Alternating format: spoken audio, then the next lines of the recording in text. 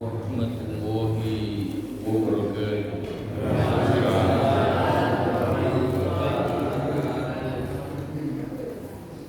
Innal hamdalillah nahmaduhu wa nasta'inuhu wa nastaghfiruh wa na'udzu billahi min shururi anfusina wa min sayyiati a'malina. May yahdihillahu fala mudilla lahu wa may yudlil fala hadiya lahu. Asyhadu an la ilaha illallah wahdahu la syarika lahu wa asyhadu anna Muhammadan abduhu wa rasuluhu la nabiyya ba'dahu. Allahumma shalli wa sallim wa barik ala hadha nabiyil karim Muhammadin wa ala alihi wa sahbihi ajma'in, amma ba'du. Wa ya ibadallah usikum wa iyaya nafsi bittaqwallah wa ta'atihi ayat-ayat. Bapak-bapak dan ibu sekalian yang dimuliakan oleh Allah, alhamdulillah pada malam hari ini, pada kesempatan yang baik ini, kita masih memberikan bahan nikmat dan karunia-Nya sehingga kita bisa melakukan ketaatan dan ibadah kepada Allah Subhanahu wa taala. Mudah-mudahan seluruh apa yang kita lakukan yang semata-mata mencari ridho Allah dicatat oleh Allah sebagai amal yang saleh. Amin. Ibu sehat ya?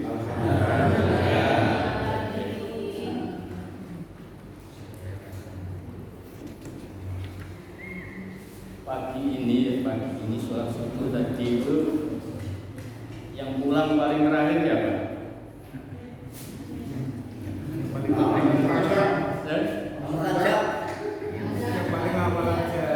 Selain Pak Tajam?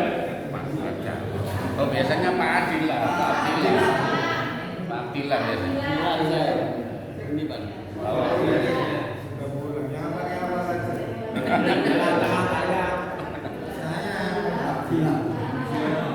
Atau apa paling terakhir ya? Dia ngomong. Siap.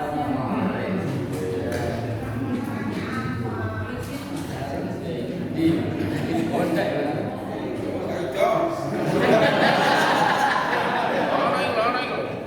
Ada apa? Pakai bisa tak pakai? Nggak bisa.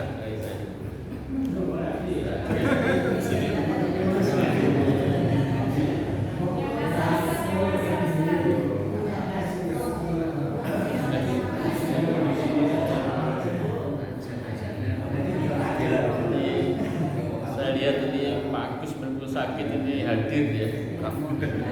Dapat hadiah Pak Agus ya.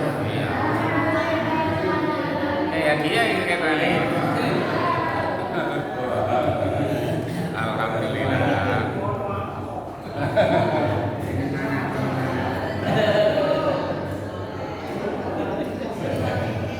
Hadiah khusus untuk Pak Parsi.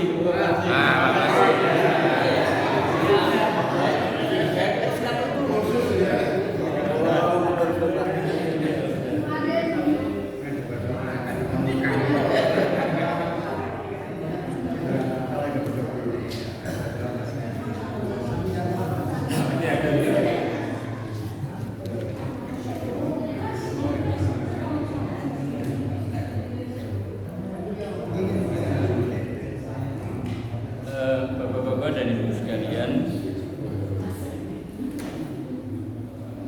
ini kita ngobrol saja ya, santai aja, jangan terlalu serius ya. Nanti kalau serius saya malah susah ya. Ya, jadi beberapa pekan yang lalu kan pernah saya sampaikan ya bahwa manusia itu kadang-kadang itu dia sangat membutuhkan Allah itu dalam kondisi yang sulit. Ya. Jadi kalau di dalam Al-Quran, di dalam Quran surat Yunus ya 22 sampai 23 itu dikabarkan oleh Allah. Ketika manusia itu melakukan satu perjalanan berlayar ya, naik kapal di tengah lautan. Ketika anginnya biasa-biasa saja, ombaknya biasa-biasa saja, dia itu santai, merasa aman. Mungkin kalau di dalam kapal itu ya mungkin ada yang ya mungkin nyanyi-nyanyi gitu ya, ngobrol-ngobrol ya. Mungkin kalau ada karaoke. Kalau di kapal yang besar ya, kalau kapal kecil enggak. Tapi begitu ada badai yang besar, ya, ombak yang luar biasa yang menjadikan dia merasa tidak aman, kemudian semua berhenti, menyebut dan berzikir apapun yang dia bisa. Allahu Akbar, Subhanallah. Kalau dia membawa mushaf, mungkin dia ngambil mushaf, kemudian dia membaca Al-Quran, berdoa dengan khusyuk. Karena mereka itu merasa ini dia tidak aman, ada ancaman kematian. Bahkan dia berdoa dengan ikhlas, ya Allah, seandainya Engkau menyelamatkan aku, pasti nanti aku menjadi orang yang beriman atau menjadi orang yang taat. Tapi ketika dia sudah sampai ke tepian laut atau pelabuhan, ya kemudian dia selamat, nah biasa dia lupa lagi. Nah ini salah satu. Saya pernah ya naik pesawat. Ketika aman juga begitu. Mungkin ada yang baca buku. Kalau yang di hadapannya itu ada layar untuk TV, dia nonton TV ya, nonton drama dan lain seterusnya. Ya ada yang mungkin ngobrol, tapi begitu ada goncangan yang keras, ada semacam turbulensi, kemudian pesawat itu seakan-akan langsung bergerak jatuh, itu semua kemudian terhenti. Jadi teman saya yang di samping itu saya ingat itu langsung ngambil Al-Quran, langsung baca Al-Quran, berdoa, merasa bahwa ada semacam ancaman kematian. Bahkan sampai Fir'aun, Fir'aun di dalam Quran surat Yunus ya, nanti bisa dilihat itu 92 sampai 94. Itu ya begitu. Ketika dia mengejar Nabi Musa, ya, saat Nabi Musa diselamatkan oleh Allah dengan memukulkan tongkatnya di lautan, kemudian terbentang jalan. Kan Nabi Musa dan pasukannya atau pengikutnya itu kan lari dan selamat. Tapi ketika Fir'aun mengejar dan di tengah-tengah lautan, itu kan ditenggelamkan oleh Allah. Hatta idza atrakahul gharaqu qala, ya. Sampai ketika Fir'aun itu ditenggelamkan oleh Allah dan nyawanya itu sudah sampai tenggorokan, baru qala innahu la ilaha illalladzi amanat bihi banu Israil wa inna minal muslimin. Baru ketika mau tenggelam ya, dan nyawanya itu sampai tenggorokan, dia baru mau mengakui, mau beriman. Saya beriman kepada Tuhannya Bani Israil. Tapi kata Allah, bagaimana? Al-ana wa qad aswaita qablu wa kunta minal mufsidin. Kenapa baru sekarang wahai Fir'aun? Padahal selama ini kamu senantiasa membuat kerusakan, bahkan mengaku sebagai Tuhan. Tapi begitu ancaman kematian itu hadir, dia baru tersadar. Di dalam kondisi-kondisi macam itu, ya saat seseorang terancam nyawanya dalam kesulitan yang sungguh-sungguh, itu biasanya berdoanya, berzikirnya itu khusyuk. Juga persoalan-persoalan lain ya, ketika kita menghadapi persoalan dengan ya istri kita, suami kita. Kalau istri itu biasanya suaminya ada tanda-tanda mau selingkuh, wah itu kadang-kadang biasanya tambah semangat. Anak yang sulit diatur, nah itu kadang-kadang kita ini semakin mendekat. Nah, padahal saudara sekalian, ancaman kematian itu bisa datang kapan saja. Untuk mati tidak harus tua, ya. Untuk mati tidak harus sakit, untuk mati tidak harus jatuh dari pesawat, dan untuk mati tidak harus di dalam peperangan. Orang terpleset saat wudhu bisa mati. Orang saat tidur tidak bisa bangun lagi. Orang sujud tidak bisa mengangkat kepala, tidak mati. Oleh sebab itu sesungguhnya kita ini membutuhkan Allah setiap saat. Ketika kita merasa bahwa ancaman kematian itu ada setiap saat, kenapa demikian? Karena wala tadri nafsum madza taksibu ghadan wala tadri nafsum bi ayyi ardin tamut. Karena seseorang itu tidak tahu apa yang akan dikerjakan esok pagi dan di bumi mana dia akan meninggal.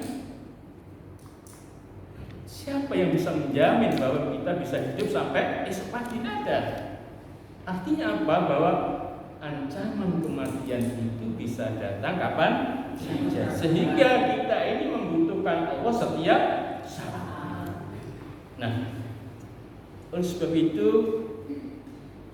Allah Subhanahu wa taala ya, memberikan resep, ya, syarat agar kita ini senantiasa dibersamai oleh Allah, agar kita ini senantiasa disertai oleh Allah, yaitu Quran surat apa? An-Nahl 16:1-2-28. Innallaha ma'al ladzina taqaw wal ladzina hum muhsinun. Sesungguhnya Allah bersama orang-orang yang bertakwa dan orang-orang yang berbuat kebaikan. Jadi syaratnya dua. Apa? Beriman dan bertakwa. Yang kedua adalah berbuat kebaikan. Nah, yang pertama ini bisa disebut dengan kesalehan ritual atau kecerdasan spiritual. Orang-orang yang memiliki kesalehan sosial, kesalehan ritual dan kecerdasan spiritual. Nah, nanti akan saya share di dalam grup, ya, bagaimana aktivitas kita untuk menggedor langit. Menggedor langit. Jadi bukan hanya mengeduk tapi menggedor. Kalau mengeduk itu kalau nanti keluar airnya kan netes. Kalau menggedor itu bisa langsung jior gitu, nggak kentot ya. Sampai kualan, nanti nadai kualan. Jadi rezekinya nanti bukan hanya netes tapi drojor. Jadi apa maksudnya takwa, iman, takwa, kemudian kecerdasan spiritual itu? Artinya kita harus bersungguh-sungguh di dalam rangka mendekat kepada Allah. Maka orang-orang yang memiliki kecerdasan spiritual, kesalehan ritual, mereka tidak akan menyia-nyiakan waktu malamnya. Bangun jam 3, kemudian dia rukuk, sujud, memohon, berdoa kepada Allah di malam itu. Sholat tahajud, dilanjutkan dengan sholat witir. Wabil asharihum yastaghfirun. Di waktu-waktu sahur menjelang subuh itu dia banyak beristighfar. Monggo Bapak-bapak dan sekalian coba kita latih. Kalau yang sudah melakukan itu, nah perlu dirutinkan, perlu juga ditingkatkan. Membiasakan untuk bangun malam, membiasakan untuk banyak beristighfar. Kemudian ketika menjelang subuh, nah ini jangan lupa 2 rakaat sebelum sholat subuh. Jadi rakaatani minal fajri khairum minal apa? lebih baik dari dunia dan seisinya.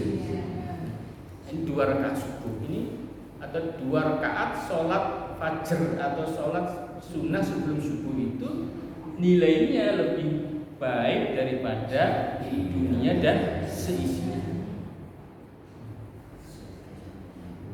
Minat dunia wa ma fiha. Jadi lebih baik dari dunia dan seisinya. Jadi luar biasa sekali. Nah, ini kecerdasan spiritual, kesalahan ritual yang harus kita bangun. Supaya apa? Supaya ini kita betul-betul dibersamai oleh Allah. Ma'iyatullah, disertai oleh Allah.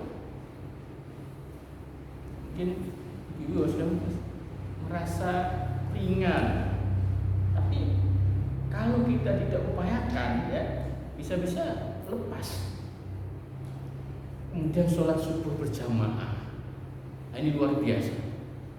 Sholat subuh berjamaah itu nilainya ya seperti sholat malam semalam penuh.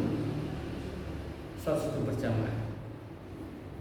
Dan di dalam hadis yang lain, sholat subuh berjamaah itu mereka yang melakukannya itu fi dhimmatillah, di dalam jaminan Allah. Pada hari itu dia akan dijamin oleh Allah keselamatannya, keberkahannya, dan seterusnya.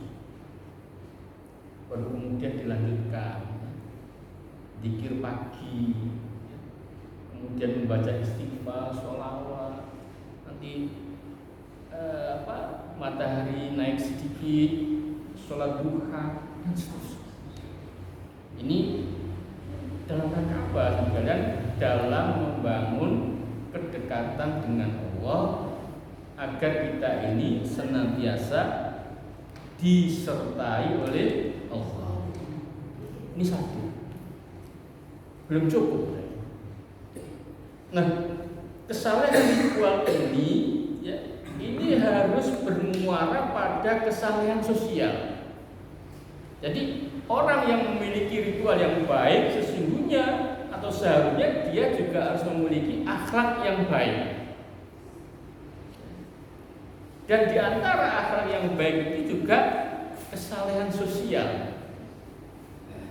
Dengan cara apa? Bi'idkhalis surur, dengan memasukkan kebahagiaan pada hati sesama manusia. Nah, memasukkan kebahagiaan ini luar biasa.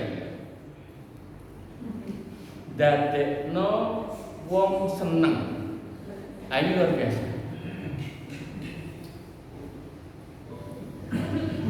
Piye caranya dadekno wong seneng ku piye? Nah, ini. Kayak duit.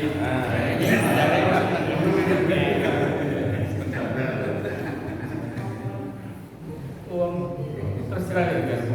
Masih wong sugih. Iku nek diteri, iku tetep seneng. Terus terang ya. Saya ini ya bukan sugih tapi ya cukup, tapi dikei wong seneng. Diteri wong seneng. Sapa iki? Jadi itu khulsur ya, memasukkan kebahagiaan. Nah, ini harus dibangun juga.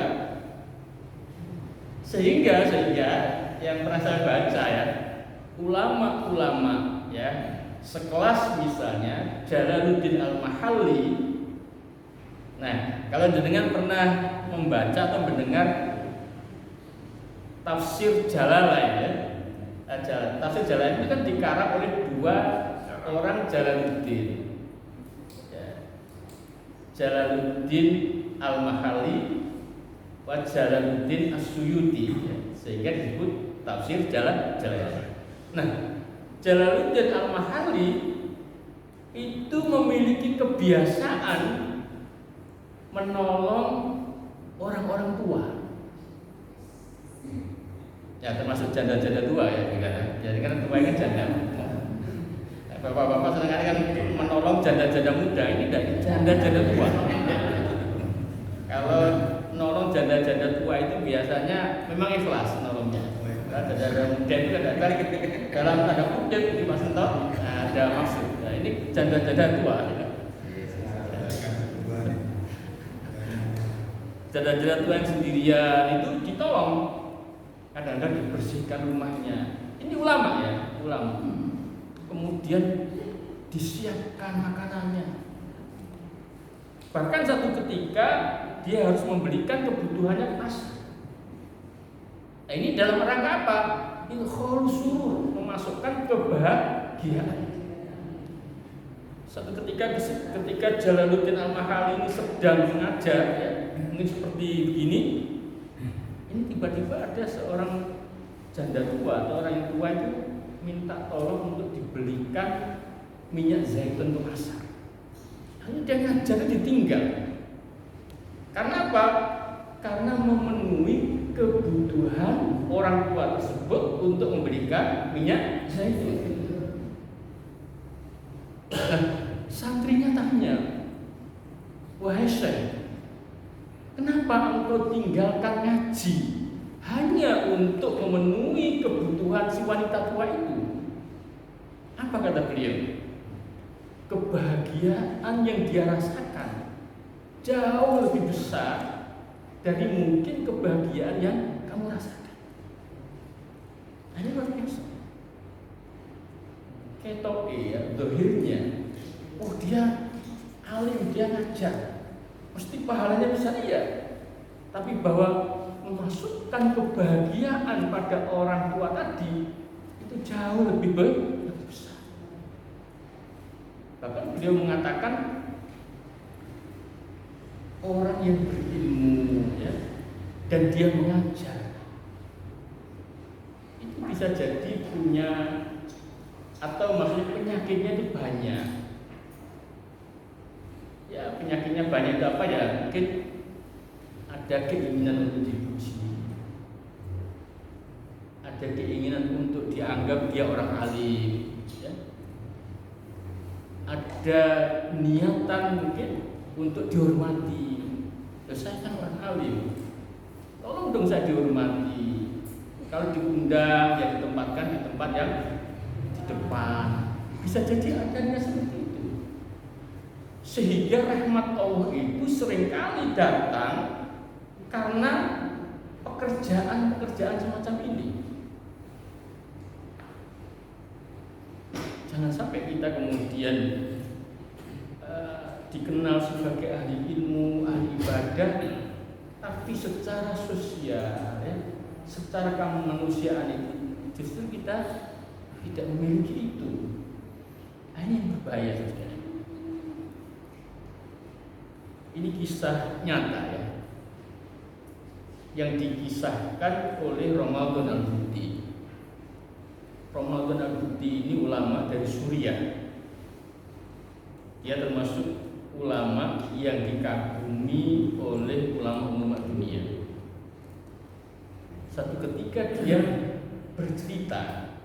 Nah, menurut beliau cerita ini adalah cerita nyata karena jalur riwayatnya dari Ibnu Jauzi, dan cerita ini juga ditulis oleh Ibnu Qudamah dalam kitabnya Taubah. Satu ketika hidup, ya, seorang suami, istri, dan anak perempuannya. Semula kehidupan keluarga ini baik-baik saja, ya, ekonominya cukup. Tapi ketika suaminya meninggal, ibu dan anak-anak ini mengalami krisis ekonomi. Karena mengalami krisis ekonomi, dia kemudian tidak bisa menghidupi keluarganya. Nah, karena untuk bekerja apa adanya, bahkan minta-minta itu kan dia malu ya di kota itu karena dia terkenal. Akhirnya dia pergi ke satu desa di daerah Samarkand, Azerbaijan, ya. Satu desa kecil.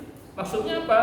Supaya tidak ada orang yang kenal, dan di situ dia bisa bekerja apa saja, bahkan sampai meminta-minta tanpa ada orang yang tahu.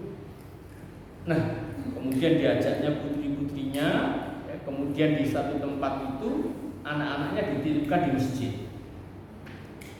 Setelah dititipkan di masjid, nah, dia ini pergi ke pasar. Ketika dia pergi ke pasar, ada kerumunan orang, ya, yang mengerumuni seseorang. Ada orang di situ, kemudian ada kerumuni orang banyak.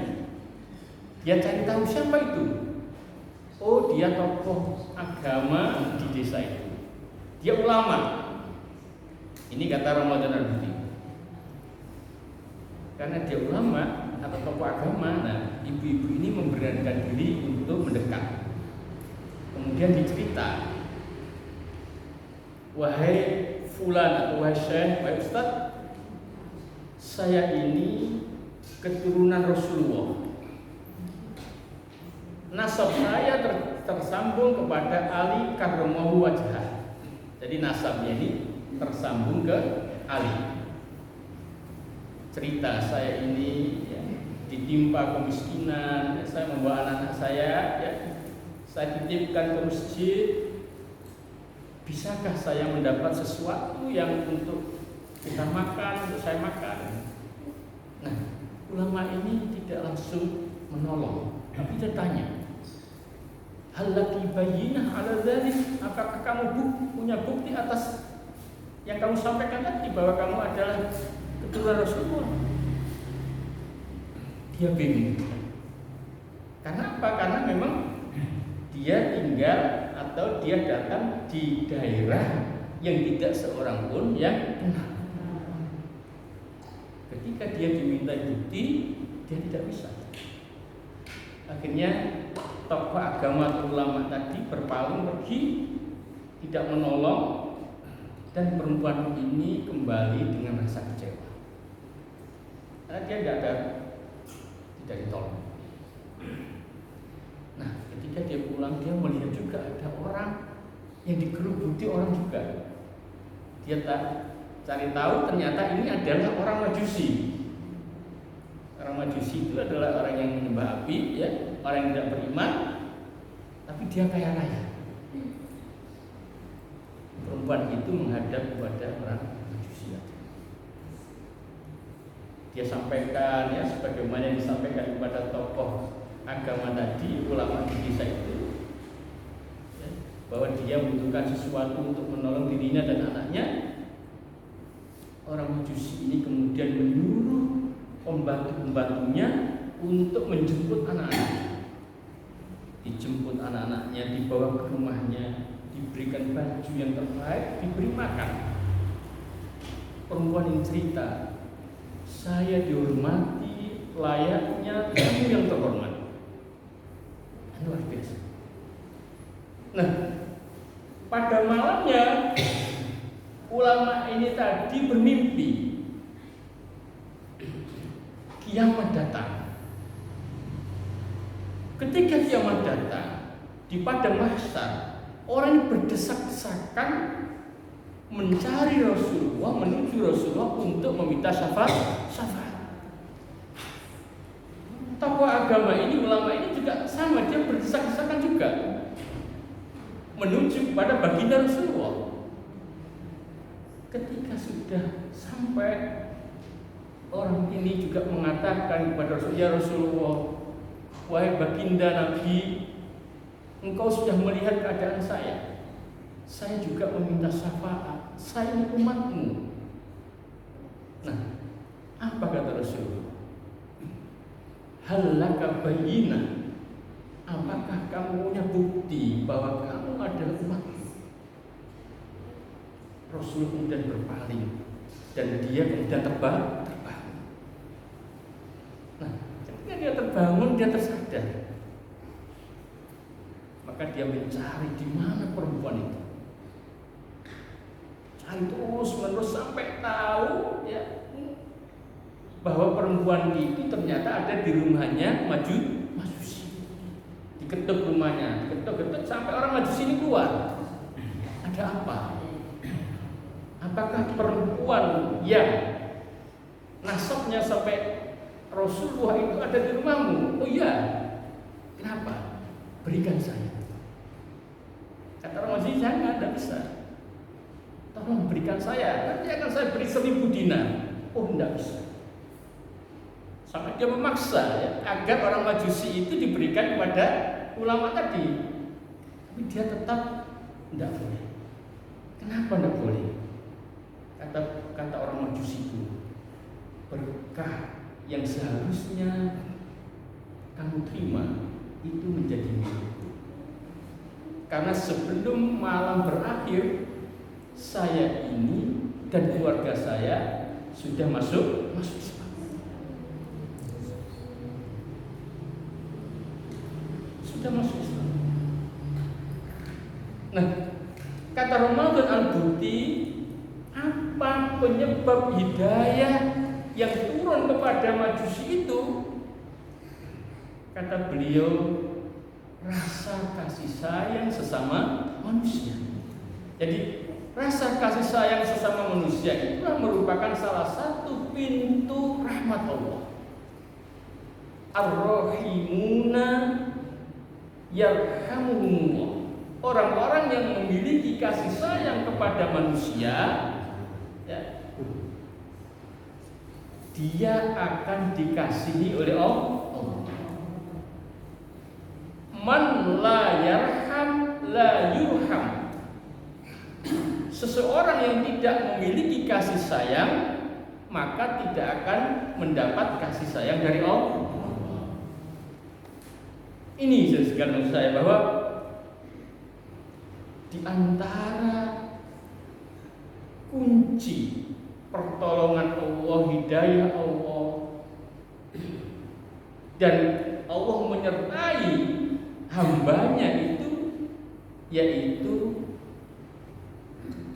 kasih sayang atau kesalehan sosial dengan cara idkhul surur, memasukkan kebahagiaan kepada orang lain. Nah, ini perlu kita latih sekali, perlu kita latih. Karena ini tidak gampang, ya kan, tidak gampang. Karena apa? Karena untuk bisa mengasihi orang lain, ya, dalam bentuk tadi menolong, ya, memberi makan, ya, menolong dalam banyak hal, ya, misalnya memberikan hutang dan seterusnya, itu memang ini dibutuhkan kelembutan hati, dibutuhkan rasa kasih sayang yang tinggi, sehingga agar kita ini dibersamai oleh Allah, ya, disertai oleh Allah, yaitu tadi innallaha ma'al ladzina taqaw wal ladzina hum muhsin. Sesungguhnya Allah beserta orang-orang yang bertakwa dan orang-orang yang berbuat baik. Nah, teman-teman sekalian,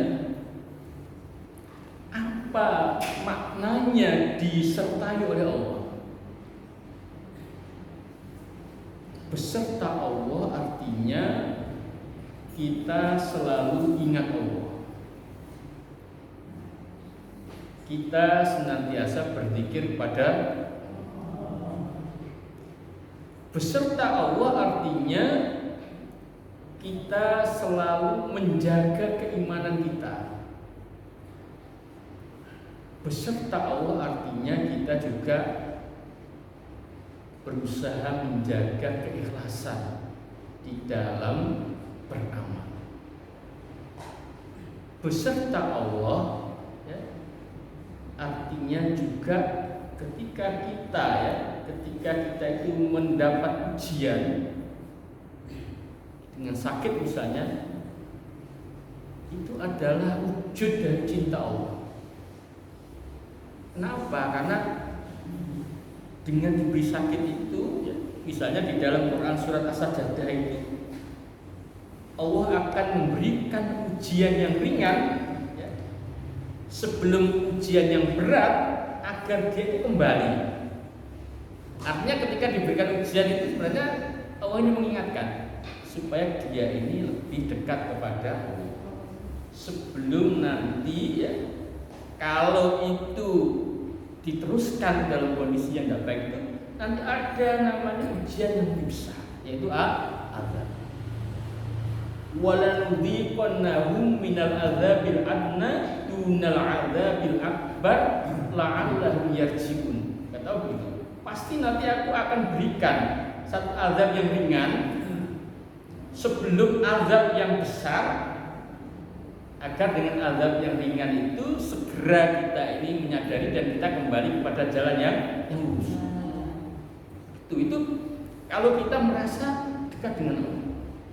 Nah, hati yang merasakan kebesertaan Allah, hati yang merasa dia itu dibersamai Allah, maka hati ini akan tenang, ya. Hati ini akan bahagia dan hati ini tidak akan khawatir,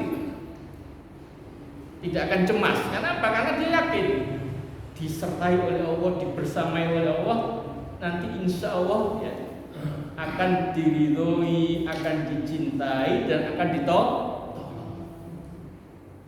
Nah, kalau kita saat ini misalnya masih resah, masih khawatir, ya, bagaimana nasib saya 5 tahun yang akan datang, bagaimana anak-anak saya nanti. Nah, barangkali perlu ya ditingkatkan kualitas keimanan dan ketakwaan kita, perlu ditingkatkan lagi ya, kepekaan sosial kita, ya, kesalehan sosial kita, agar kita ini yakin bahwa kita ini pasti akan ditolong oleh Allah. Ada satu ayat sekalian. Nah, ini terus terang saya ini juga sedang belajar merekonstruksi pemikiran, merekonstruksi konsep. Sehingga saya juga ini ayat ini saya catat. Nah, ini saya renungkan juga. Ini salah satu ayat yang juga saya catat. Ini adalah ala inna awliya Allahi la khaufun alaihim wa lahum yahzanun alladzina amanu wa kanu yattaqun.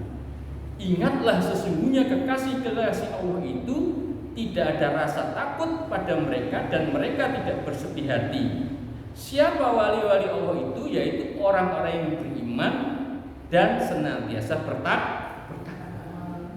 Sebenarnya kuncinya di situ. Iman, ketakwaan, ya, kesalehan. Di dalam ayat yang lain, misalnya di dalam Quran surat Al-Hajj 77, Allah juga beriman, ya ayyuhalladzina amanu ruk'u wasjudu wa'budu rabbakum waf'alul khair la'allakum tuflihun. Wahai orang yang beriman, rukuk, sujud, sembahlah Tuhanmu dan berbuat baik. Jadi mesti ada hubungannya keimanan, ketakwaan dan berbuat baik tadi, la'allakum tuflihun, agar kamu beruntung. Nah, ini ya kita belajar bersama-sama. Soalnya aku ya wis tuwek rek mambu tanah juga. Jadi kita ini juga perlu bekal. Nah, bekalnya apa ya? Ya itu pas tak kumpulno. Jadi kalau saya nyampaikan itu bukan berarti saya lebih pandai, karena lebih dulu saya nyatet. Ya. Itu yang tadi saya ceritakan. Itu saya juga rawahu TikTok. Ya. Tapi saya yakin ini disampaikan oleh Ramadan Al-Buti. Ramadan Al-Buti itu mengutip dari Jauzi, Ibnu Qudamah Al-Maqdisi. Saya yakin dari sanadnya. Nanti mungkin yang sudah baca tak waca itu harus ngerti ya, bisa jadi begitu. Ya. Tapi insya Allah kalau kita ini mencari dan mencari, bisa jadi dengan lebih pinter karena lebih banyak mencari. Terkait sama tadi yang saya sampaikan, kebiasaannya Jalaluddin Al-Mahalli, saya juga baca di Facebook. Jadi rewahu Facebook ya. Tapi saya yakin dengan penulisnya, Yadri ini dia memang lulusan Al-Azhar, ya S2, dan dia memang mendalami itu. Jadi tulisan-tulisannya itu memang saat ini berbobot dan referensinya kuat. Jadi ini sebenarnya persoalan ya dulu-duluan membaca. Ya, tapi mungkin karena bekalnya saya mungkin lebih sedikit lebih banyak karena saya pernah mondok ya, meskipun di Pondok Jati ya kan, tapi pernah mondok. Ini mungkin bedanya situ aja, sedikit-sedikit bahasa Arab saya paham itu aja. Kalau lainnya enggak. Tapi kalau kualitas ya podo wae, kita sedang belajar kualitas keimanan kita, ketakwaan kita, kecerdasan sosial kita, ya ini kita juga bodoh-bodoh sinau nih. Nanti kalau saya dibilang wah ceramah itu agak sungkan juga, sehingga saya seringkali berbagi pengalaman. Nah, saudara sekalian, sedikit lagi. Jadi ketika kita ini ya memiliki kualitas yang baik dari sisi keimanan, ya ketakwaan, kemudian kesalehan sosial, ya. Nah ini juga perlu kita latih, ya. Kepekaan, kepedulian, ini kita latih. Ini melahirkan buahnya adalah ketenangan dan kebahagiaan. Nah, ketenangan dan kebahagiaan ini ukurannya juga bukan harta. Ukurannya juga bukan backing, kekuasaan, popularitas, enggak. Ya, ukurannya ya sa'adatul qalbi, kebahagiaan hati dan jiwa tenang. Kenapa tenang? Karena dia ini menyandarkan seluruh persoalan hidupnya itu pada Allah. Sekarang gini saja, kalau jenengan ya misalnya bermusafir, bepergian dengan orang yang kaya dan dermawan, kira-kira jenengan tenang atau enggak? Tenang. Masuk gak sangu gak apa-apa. Lho iku lho. Barenganku sing duwe mobil kaya dermawan paling kok ngene apa rest area paling ditutupno. Kita punya dulur misalnya jenderal, punya dulur ketua Mahkamah Konstitusi, punya jaksa, kan kita juga bersama. Paling di masalah, nah, aku di backing. Nah sekarang kalau kita yakin bahwa kita itu punya sandaran dan punya backing yang maha kaya, yang maha perkasa, ya, yang maha segalanya, apakah kita tidak menjadi lebih tenang? Dengan backing jenderal kita tenang kok, apalagi dengan backing Allah. Persoalannya itu di keyakinan. Persoalan di keyakinan. Kenapa ketika kita di pesawat dan pesawat itu mengalami goncangan yang kuat, kita tidak menyebut jenderal saudara kita, ya. Kenapa kita tidak menyebut misalnya saudara kita, anak kita, istri kita, atau menyebut deposito kita? Kenapa? Karena kita menyebut Allah. Sebenarnya secara naluri dan fitrah kita itu mengakui Allah itu maha kuasa, tapi kita itu yakin enggak gitu. Jangan-jangan kita yakinnya memang pada waktu sulit, tapi waktu gini ini kita tidak yakin. Oleh sebab itu, ya misalnya di dalam Quran surat Asy-Syu'ara, ya, ayat 62, ya, surat 2662, ya, itu Nabi Musa ketika dikejar oleh Fir'aun dan bala tentaranya, ketika di hadapannya itu terhampar Laut Merah dan di belakangnya sudah mulai kelihatan, ya, kepulan debu-debu dari kudanya Fir'aun dan bala tentaranya, itu pengikut Musa itu semua ketakutan, khawatir. Innalah mudrakun, kata mereka. Wahai Musa, pasti kita akan tertangkap. Tapi Nabi Musa dengan tenang, ya, mengatakan qala kalla inna ma'iya rabbi sayahdin. Sekali-kali tidak, pasti Allah akan memberikan aku petunjuk. Dan ketenangan dan keyakinan ini tidak lahir tiba-tiba, tapi karena selama hidupnya Nabi Musa ini sudah membangun kedekatan dengan kenapa saya hafal ayat ini? Tak ulang-ulangi, Pak Sento. Karena saya ingin memasukkan, ya, makna ayat ini ke dalam hati dan pikiran saya supaya saya juga punya keyakinan. Agak tak ulang-ulangi lagi ya. Saya mau ngisi lagi, tak buka lagi. Oh doa ya saya.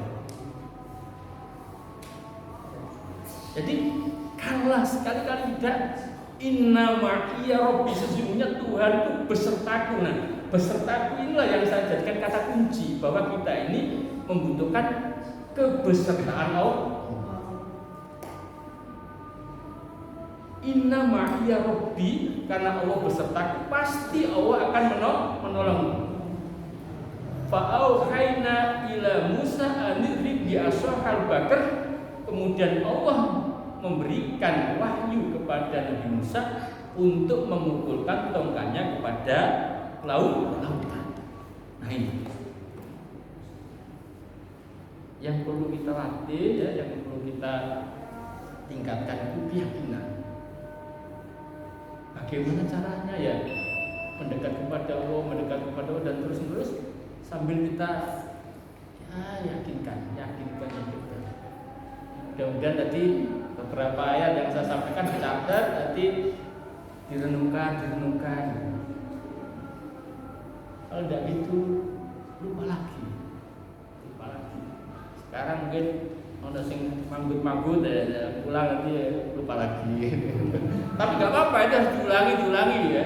Karena saya menyampaikan ini juga berkali-kali. 5 tahun yang lalu saya pernah menyampaikan ini, terus saya terakhir semakin tua semakin sadar butuh ayat ini, saya cari lagi gitu ya. Sehingga seperti tulisan gini saya punya banyak. Ada yang tahun 2005, 2010 ada punya agenda ini banyak. Ada agenda ini saya tulis lagi, saya ambil dari yang tahun 2015, tak pindah lagi ya. Itu kan memang butuh diulang-ulang terus. Jadi mohon maaf kalau misalnya saya ini kadang-kadang nyampaikan pernah disampaikan lagi ya nggak apa-apa, karena memang kita butuh mengulang-ulang. Seperti Al-Quran itu juga kalau kita baca betul ini diulang-ulang supaya apa? Ya, supaya membekas, ya, supaya menghujam. Nanti saya sekalian kalau dengan baca di dalam Quran At-Tolak ya, mulai ayat 2 sampai 4 itu nanti luar biasa. Wa may yattaqillaha yaj'al lahu makhrajan wa yarzuqhu min haitsu la yahtasib. Barang siapa yang bertakwa ya, maka akan diberikan jalan keluar dan diberikan rezeki dari arah yang tidak disangka-sangka. Wa may yattaqillaha yaj'al lahu min amrihi yusra. Barang siapa yang bertakwa maka Allah akan memudahkan segala urusannya. Itu ada 5 balasan yang diberikan oleh Allah kepada orang yang bertakwa di dalam Quran surat Taha. Wa may yattaqillah yukaffir anhu sayyi'atihi wa yu'dhib lahu ajra. Orang yang bertakwa akan diampuni dosa-dosanya dan dilipat gandakan pahalanya. Jadi ini luar biasa. Persoalannya memang kita ini yakin atau tidak. Yang kedua, apakah takwa kita ini sudah sampai pada kualitas atau level di mana pertolongan Allah ini sudah waktunya diturunkan. Nah, jangan-jangan pertama kita ini belum yakin ya. Kedua memang kualitas ketakwaan kita belum nyampe. Wallahu a'lam bishawab. Saya maaf. Wabillahi hidayah wa taufik. Assalamualaikum warahmatullahi wabarakatuh.